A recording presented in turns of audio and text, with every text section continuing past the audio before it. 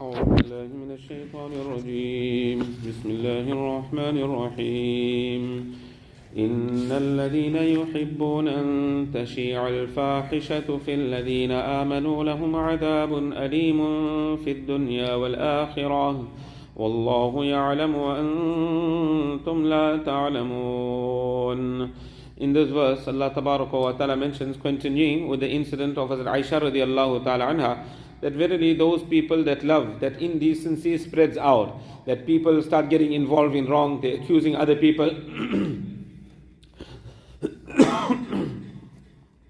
So verily those people that love, that indecency spread out in the believers, lahum adhabun alimun fid dunya wal akhirah, that for them is a painful punishment in this dunya also, in this world also they will suffer the consequence of such action, wal akhirah, and in the year after.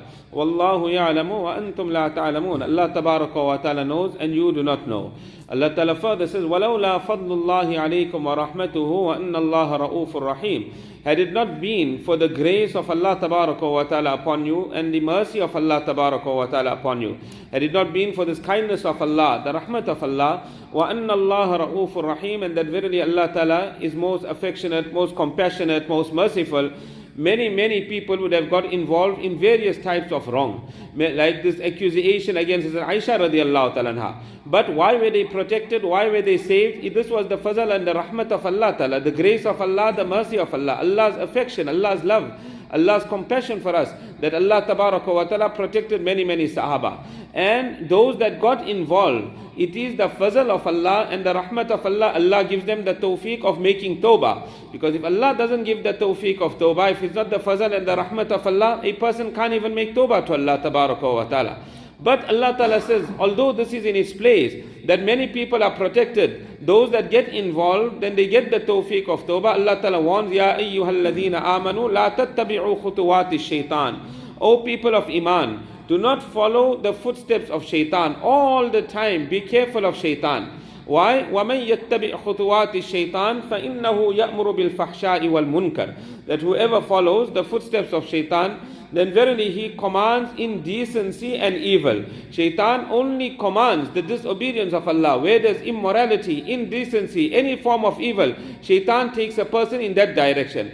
Allah Ta'ala again says, وَلَوْلَا فَضْلُ اللَّهِ عَلَيْكُمْ وَرَحْمَتُهُ مَا زَكَى مِنْكُمْ مِنْ أَحَدٍ أَبَدًا. That had it not been the grace of Allah Tabaraka wa Ta'ala upon you and the mercy of Allah Tabaraka wa Ta'ala upon you, none of you would ever be purified.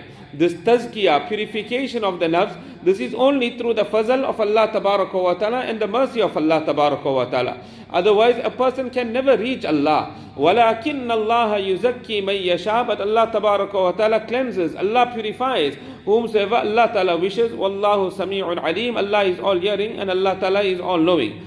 Further, Allah Tabaraka wa Ta'ala mentions, وَلَا يَأْتَلِ أُولُو الْفَضْلِ مِنْكُمْ وَالسَّعَةِ أَن يُؤْتُوا أُولِي الْقُرْبَى وَالْمَسَاكِينَ وَالْمُهَاجِرِينَ فِي سَبِيلِ اللَّهِ وَلْيَعْفُوا وَلْيَصْفَحُوا. That the people of standing and the people of wealth should not take an oath that they will not spend on the close relatives, on the poor people and the muhajirin in the path of Allah Tabaraka wa Ta'ala. Now when the munafiqeen, they started accusing Hazrat Aisha radiallahu ta'ala anha, na'udhu billah, of committing zina with Hazrat Safwan bin Mu'attal radiallahu ta'ala, there were certain mu'mineen and certain believers that also joined the bandwagon and they also got involved in this. Now amongst the people that got involved in these accusations was, according to some narration, the cousin of Hazrat Abu Bakr radiallahu ta'ala, and according to some narration, come the nephew of Hazrat Abu Bakr radiallahu ta'ala. Now this was a close relative of Hazrat Abu Bakr radiallahu ta'ala, number one. Number two, Abu Bakr radiallahu ta'ala used to financially assist him every month because he was a poor person. So Abu Bakr radiallahu ta'ala used to spend money on him every month.